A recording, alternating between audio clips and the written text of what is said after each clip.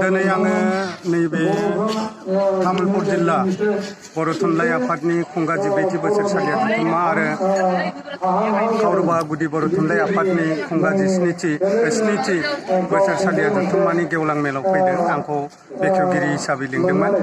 आङो मेलखौ बेखेवखांबाय आरो बर' राव थुनलाइया दावगाथों, बर' हारिनि बर'नि बिजोङा थांनानै थाथों, बेखौ आङो आसा लाखिबाय।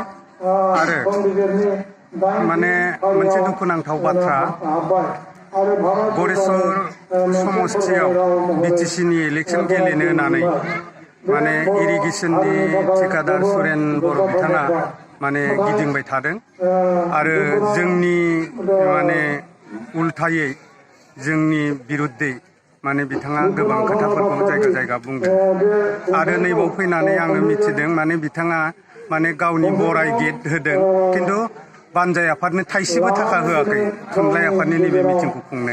बेफोरबायदि बाथ्राया जोंनि थाखाय बिराद माने दुखुनांथाव बाथ्रा। बिथाङा माने थान्दै जानो नागिरदों, जनप्रतिनिधि जानो नागिरदों। बेबादि मानसिया बर' थुनलाइ आफादनि जिल्लानि आरो गुदि बर' थुनलाइ आफादनि बोसोरसालिया जथुम्मायाव माने मता माने थाखा रां बुरजा रां माने अनुदान होनांगौमोन, अनसुंथाइ होनांगौमोन, रायजोनिफ्राय मदद बिथाङा माने बिनांगौमोन।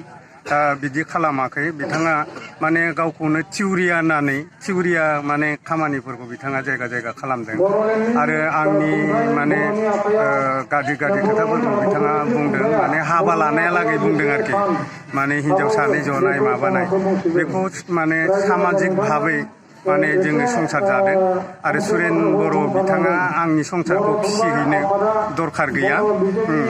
आङो फिसिनो हाबाबो हायाबाबो बे गासै बिबाना आंनि गावनि आरो बेक्तिगत बिदि न'खर संसारनि खोथाखौ राजुहुवा रायजो बेंनो नागिरनाय मानसि सासेया माने राजुहुवा जायगायाव लाबोनानै बिदि सावरायनायखौ आङो थारैनो माने धिक्कार होदों। माने बिदि खालामनाङा।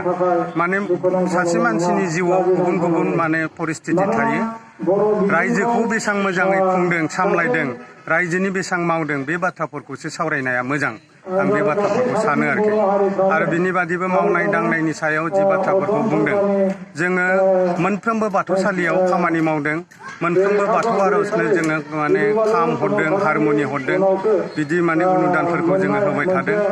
आरो बिनि बादैबो जोङो जोंनि ओनसोलनि लामा सामाफोरा दा बारा मावनो गोनां गैया। आंखौ माने धुलाबारि दलंघाटआव दालां मोनसे आद्रा जानायखौ लाना बुंबाय थायो। दा बे दालाङा अलरेडि थिकादारा गोदान थिसननानै मावजेननो लाबाय। बेखौ जोङो इलेक्सननि सिगाङावनो बे दालाङा माने ओंखारलांगोन आरोखि। दा बिदिनो जोङो मोनफ्रोमबो जाथि गस्थिनि गेजेराव मोजां माने बुजाफरा लाखिनानै सान्थि आरो माने गोजोन थासारिनि गेजेरजों जोंनि समस्तिखौ खुंनो थाखाय जोङो नाजाबाय थादों। आरो बर'नि गुबुन गुबुन थुनलाइ आफाद, फरायसा आफादफोराव जों खामानि मावखांबाय। आंखौ बयबो बे समाव मोगथां बसुमतारी होननानै मिथियोमोन आरो जोङो माने सुरेन चन्द्र बर' बिथाङा दिनैसिम मोनसेबो बर'नि आफादाव माने बिबान लानानै खामानि मावाखै। बिथाङा साहित्य सभानि बिबानाव खनसेबो माने दायित्व लायाखै। एबसुनि मोनसेबो माने बिबानगिरि बिथाङा लायाखै। बिएलटिबो जानो थाङाखै। NJBआवबो बिथाङा मोनबो माने बिबान लानानै मावाखै। जोंनि बर' गथ'फोरा गुबुन गुबुन माने दल संगठनाव थानानै हारिनि थाखाय बिराद जुजिदों। नाथाय सुरेन चन्द्र बर' बिथाङा बर'नि मोनसेबो आफादफोराव, मोनसेबो हानजायाव बिबान लायाखै। हारिनि मोनसेबो खामानि बिथाङा मावाखै आरोखि। दा डाइरेक्ट बिथाङा माने थाखा खननाय आरो माने काउन्सिलाव फैनानै हयथ' आरो बांसिन थाखा MCLA जानो मोनबा आरो बांसिन माहाजोन जानो हागोन नामा, हयथ' बिदि साननानै इलेक्सनखौ गेलेदों। बिथाङा समाज सिबिनो थाखाय, हारि सिबिनो थाखाय MCLA जानो नागिराखै। बिथाङा मात्र थिखानि फैसा जाखांबाय आरो दा माने MCLA जानानै आरो एक्सट्रा धरनर माने थाखा मोनजासोयो नामा होननानै बावबो बिथाङा बारसोम नागिरनायखौ जोङो नुदों आरोखि।